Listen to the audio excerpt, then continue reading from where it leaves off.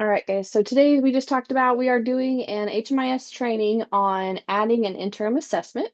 So on your screen right there, you will see our test client, Just a Test Junior. And for this scenario, this individual has actually been enrolled in the COC Rapid Rehousing Project. He was enrolled on March 1st, 2025. And we're going to say in this scenario, we completed our monthly case management with him today, and we need to go in there and update his information to make sure it's accurate. Okay. So in that case, we do want you guys to try and update these interim assessments each month if possible. Every time you meet with the client. If there's nothing that's changed, just really a very simple, two-click kind of thing. If their income has changed, it's a little bit more in depth, but it's also very important that we're tracking that income growth. That's one of the things that the COC is really focusing on right now is income growth, not only from when they entered the program to where they ended the program, but also throughout that time in the program. And they're actually tracking that pretty closely. Each quarter, we're having to send different documents in to verify different things. So that's why this is so important. Okay. So as we said in this case, we've got Just a Test Junior, and we had our case management session today, and we're actually going to go in and complete his interim assessment right now. So he is enrolled in the COC Rapid Rehousing Program at IRBA.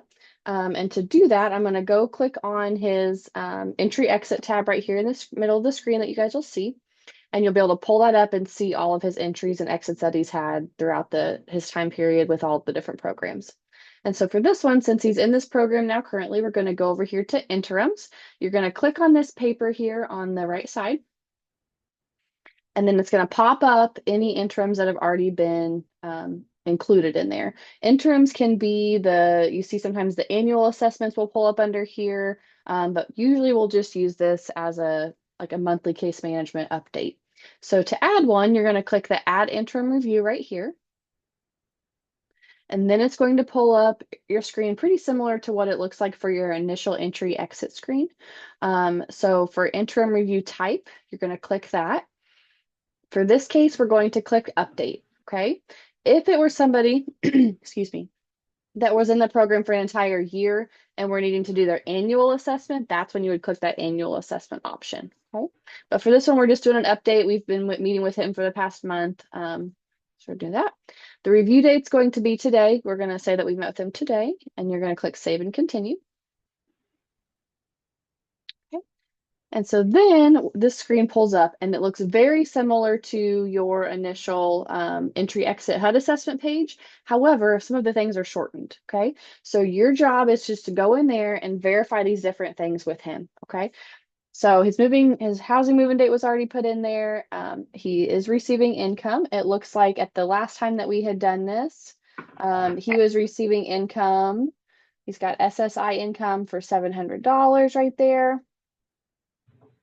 I think that's the only one he has. Okay, so we are going to say that in the past month, he actually also started receiving some earned income. So we're going to go ahead and add that in as well. Okay, so maybe he makes $200 a month now working part-time as well.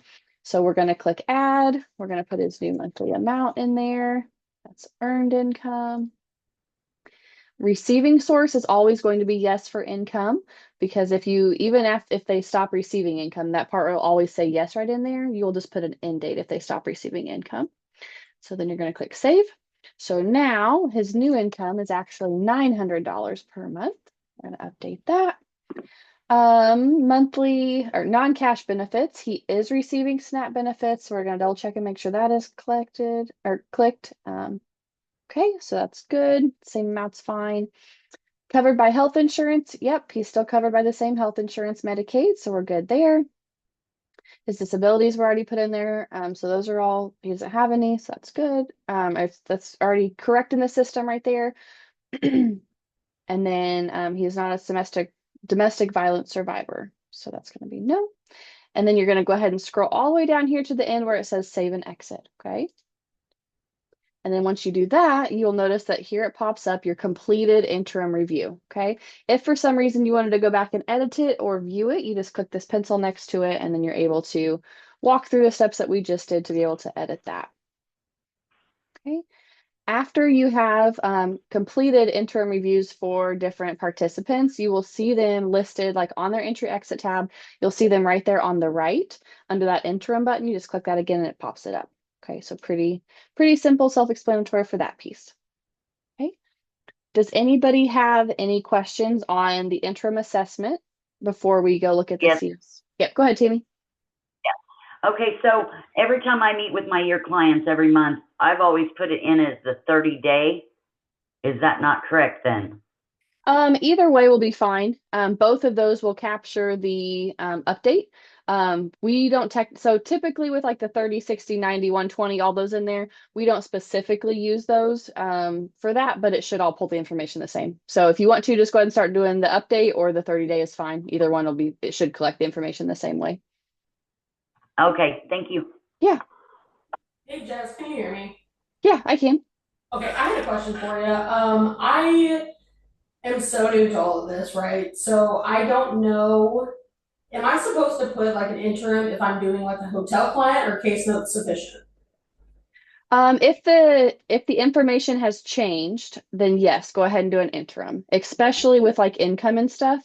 Typically with a hotel client, they're going to be in a shorter amount of time, right? They're usually out within what, 2 to 4 weeks Right. usually. So most of the time the client will be exited at the end and you can catch it in that exit interview. However, if their situation has changed dramatically, right? Like say they were not working at all and then now they do have a job, yes, go ahead and do an interim. Or if like their household composition has changed, then you'll need to go in there and make sure that's adjusted for that. Okay, thank you. Yeah, no problem. Good question. Any other questions on this part? Okay, I am going to stop our recording